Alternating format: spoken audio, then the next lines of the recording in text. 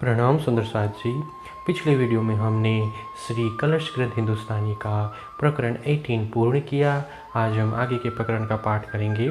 सुंदर साथ जी, अगर आपको यह वीडियो अच्छा लगता है तो प्लीज़ लाइक और कमेंट करें, और जो भी सुंदर साथ आपके साथ जुड़े हुए हों उन सबको भी यह वीडियो अवश्य शेयर करें। सुंदर साथ जी, जिन्होंने अब तक हमारे इस चैनल को सब्सक्राइब नहीं किया वे प्लीज़ इस चैनल को सब्सक्राइब कर दें, ताकि आने वाले नए वीडियो का नोटिफिकेशन आपको तुरंत मिल जाए। गोकल लीला। जिन किन को धोखा रहे, जूदे कहे अवतार, तो ए किन की बुद्धे विष्णु को, जगाए पहुँचाए पार।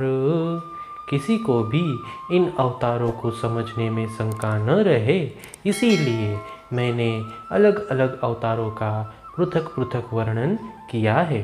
अन्यथा इन अवतारों में से किसी की बुद्धि ने विष्णु भगवान की आत्मा को जागृत करके पार तक पहुंचाया है। सुख के अवतार सब कहे, पर बुद्ध में रहया उलझाए। ये भी सीधा ना कह सकिया, तो क्यों इन कही जाए। श्री सुखदेव मुनि ने अन्य सब अवतारों का वर्णन किया, किंतु बुद्ध अवतार के संबंध में वे भी उलझ गए। जब वे स्वयं भी स्पष्ट न कर सके तो अन्य लोग इस संदर्भ में कैसे कुछ कह सकते हैं। ये तो अक्षरातीत की लीला हमारी जे हो, पहले संसार सबका भान के, पीछे भी नेक कहूँ विध एह। यह बुद्ध अवतार की लीला तो अक्षरातीत पूर्ण ब्रह्म की तथा हमारी लीला है। अब सर्वप्रथम सबकी शंकाओं को मिटाकर फिर इस लीला का थोड़ा सा वर्णन करूँगा। वैराट की विध कही तुमको, जिन कछु राखो संदेह, अखंड गोकल और प्रतिबिंब, ए भी समझाऊं दोए। हे सुंदर साथ जी, मैंने तुम्हें वैराट का संपूर्ण विवरण कहा ताकि किसी के मन में भी किसी भी प्रकार का संदेह न रह जाए। अब अखंड गोकुल तथा प्रतिबिंब गोकुल लीला का वर्णन कर समझा रहा हूँ।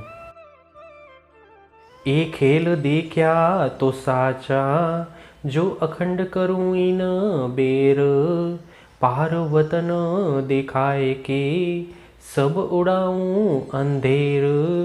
हम ब्रह्म आत्माओं ने इस नश्वर जगत को देखा। यह बात तभी सार्थक मानी जाएगी जब मैं इस बार इसे अखंड कर दूं, तारतम्य ज्ञान के द्वारा परम धाम का मार्ग बताकर सबके अंधकार को उड़ा दूं। अंतराय नहीं एक खीन की, अखंड हम पे उजास, रास लीला श्री कृष्ण गोपी, खेले सदा अविनाश। हमारे पास धाम धनी प्रदत्त तारतम्य ज्ञान का अखंड प्रकाश है, इसीलिए एक क्षण के लिए भी उनके साथ हमें वियोग का अनुभव नहीं हो रहा है। इसी ज्ञान के द्वारा यह स्पष्ट होता है कि श्री कृष्ण जी तथा गोपिकाओं के द्वारा रचाई गई रासलीला सदा अखंड अविनाशी है। प्रतिबिंब लीला यादि न थे, फेर के गोकल आए, चले मथुरा द्वारका, वैकुंठ बैठे जाए। अक्षर ब्रह्म की श्री कृष्ण जी के रूप में गोकुल आए, तब से प्रतिबिंब लीला आरंभ हुई।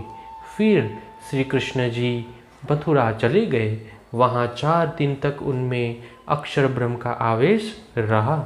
अब आगे द्वारिका आदि की लीला कर भगवान विष्णु के अवतार स्वरूप श्री कृष्ण जी पुनः वैकुंठ लौट जाते हैं।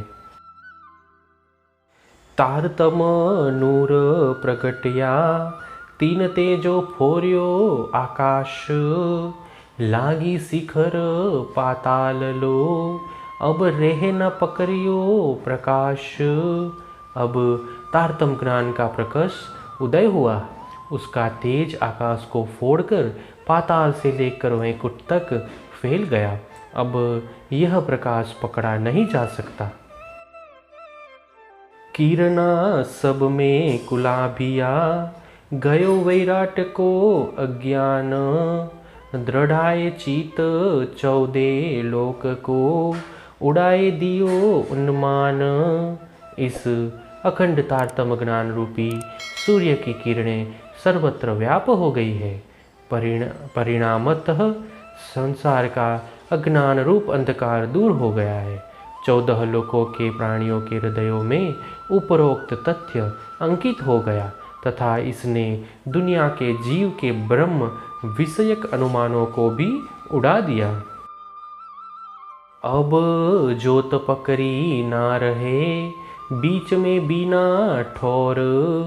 पसर के दिखाइया व्रज अखंड जो और। अब तारतम ज्ञान की ज्योति अखंड स्थान के बिना बीच में नहीं रुकेगी, अर्थात इसने सर्वत्र फैलकर अखंड व्रज लीला को प्रकाशित किया, जो इस संसार के व्रज से भिन्न है। बताए देवों विध सारी, व्रज बसियो जिन पर। 11 वर्ष लीला करी, रास खेल के आए घर। व्रजमंडल जिस प्रकार बसा हुआ है, अब मैं वह संपूर्ण वृतांत समझा रहा हूँ। वहाँ श्री कृष्ण जी ने हम ब्रह्म आत्माओं के साथ 11 वर्षों तक लीला की तथा उसके बाद अखंड रास लीला कर हम सब मूल घर परमधाम में पल भर के लिए आई। गोकुल जमुना तट भला, पूरा 42 बास। पूरा पासे एक लगता, ए लीला अखंड विलास। यमुना जी के रमणीय तट पर 42 मोहल्लों में गोकुल गांव बसा हुआ है। ये मोहल्ले एक दूसरे से जुड़े हुए हैं। यही अखंड लीला विलास हुआ है। बास बस्ती बसे घाटी, 3 खूने गाम। कांठे पूरा टिम्बा ऊपर, उपनंद का ए ठाम। व्रजमंडल की बस्ती अति सघन है। यह त्रिकोणाकार ग्राम है। एक किनारे पर छोटे से पहाड़ पर एक ग्राम बसा है। उसे उपनंद का स्थान कहा जाता है। तरफ दूजी पूरे सारे, बीच बाट धेन का शेर। ईत खेले नंद नंदन, संग ग्वालों के घेर। अन्य सभी मोहल्ले दूसरी ओर है। बीच में गायों के आवागमन का मार्ग है। यहाँ पर नंद नंदन श्री कृष्ण जी सबके घरों में ग्वाल बालों सहित प्रेम विनोद की लीलाएं करते हैं। पूरा पटेल सादुल का, बसे तरफ दूजी ए। तरफ तीसरी वृषभान जी, बसे नाके तीनों ले। यहीं पर दूसरी ओर सादुल नाम के मुखिया का मोहल्ला बसा हुआ है। तीसरी ओर वृषभान जी रहते हैं। इस प्रकार तीनों मोहल्ले 3 कोनों के घेर कर बसे हुए हैं। नंद जी के पूरे सामी, दिस पूर्व जमुना तट। छुटक छाया वनस्पति, वृद्ध आड़ी डालो बट।